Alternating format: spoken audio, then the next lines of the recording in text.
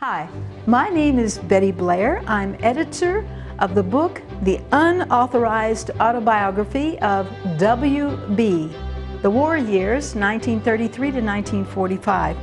And I'm just delighted that we have the chance to talk directly with the writer, Walter Bodlander, today. The title says Unauthorized Autobiography as a joke, because you cannot have an autobiography that is unauthorized. My story and my worldview, which is different from the one that's generally taught today in the United States. I wanted to rectify some of the history that I read, because history is very subjective, and I saw the world a little bit differently from many other people, so I wanted to put that into a book. The years of 1933 to 1945 are the Nazi years. The Nazi regime came to power partly because they were anti-communist and also because they were anti-Jewish, anti-Semite, and so they made the Jews to be the reason why Germany had lost World War I. Shortly before the war, the very famous Stalin and Hitler pact has been, I believe, totally misinterpreted by modern history. This pact was not a betrayal. I think it was for sure a move by Stalin to gain time to rearm, because he was sure that the Germans would eventually attack Russia, as they did. The Soviet Union had time, gained 3 years or 2 years to rearm and to get them ready for a possible war against the Germans.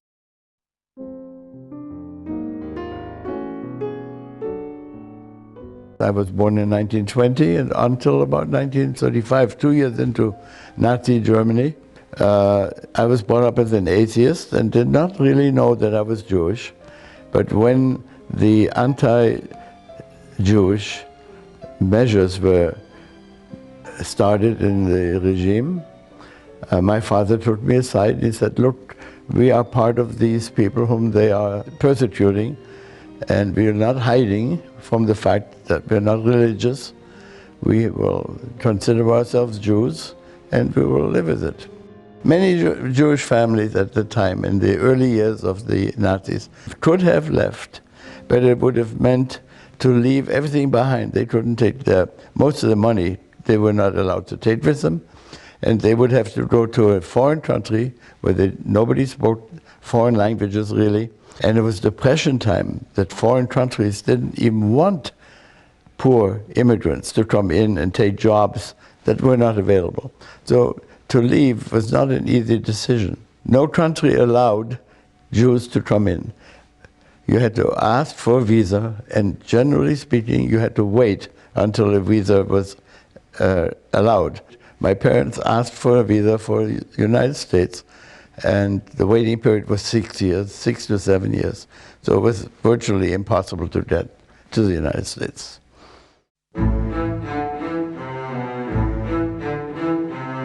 Eventually, I came to the States while the war was on in Europe, and I came on this ship called the Zamzam, and it was a very small 100-passenger freighter. Ended up in New York, and it took 3 months.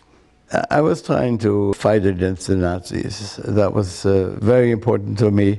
When I finally got to the United States, and the United States was attacked at Pearl Harbor, at that point I was able to volunteer for the draft. And of course the Army is a very strange animal. So first I was in field artillery. Later on I went to officer training school, became an officer, and eventually, strangely enough, I was placed properly into a position where I was using my German and French, and I was trained to interrogate prisoners of war. They were interrogated within an hour of being captured. So they were traumatized. Most of them were scared. They thought they would be shot. They had been told They would be shot by their own German army, but we treated them reasonably well, and they ended up in the United States, in prison camps. The invasion of Normandy, we were given very detailed instructions with maps and relief maps, table maps that were huge, aerial maps, everything, where we would land. My regimental commander wanted to be noted, and so he made sure that his regiment would be the assault regiment. He was a friend of Eisenhower's, so he pulled a few strings. And one day he came over to me and he says, "Bodlander, you speak German, you better come with me."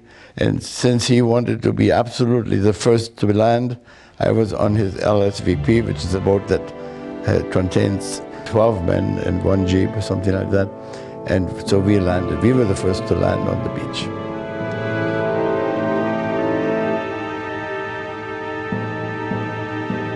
When the breakthrough out of Normandy was planned, and on that particular day, many of the famous journalists who were covering the war were invited to the front to watch the breakthrough. Among them was Ernest Hemingway and Ernie Pyle. So I met them, of course, on that particular day.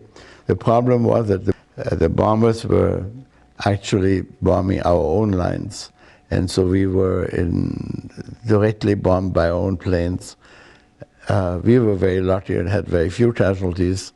A regiment next to us, which was also supposed to be on that assault, was decimated by our own bombers. Well, when the bombs began to fall, we were hiding as much as possible, find something. And I was in the barnyard, and underneath a wooden cart. And next to me was Ernie Pyle. Hemingway was also interested in my job. He had heard that my job was to interrogate prisoners who had just been captured. He asked if he could stay with my unit and watch our work. And I said, of course, I have no objection. So he stayed with me for about a week, 10 days. And so we became quite well acquainted. The real victors of World War II were the Soviets, because they took the brunt of all the fighting. They took huge casualties. They were the first army to be able to defeat the Germans, and the Germans used 80% of their military power on the Russian front and around 20% on the Western front. Had the Russian front not existed, we would never have been able to invade Normandy. The lessons are in World War I. The lessons are the Versailles Treaty. The rest of the European nations, the major, England, France, and some of the smaller nations, wanted revenge on Germany. And they began to ask for very tough reparation. And the lesson to learn is that the winner cannot impose huge penalties on the loser and hope that that will be the end of it. Sooner or later, the loser nation will try to revenge itself. So the lesson to learn, I think, is one that I've always believed, that in a fight, the winner, the stronger one, has to give in more.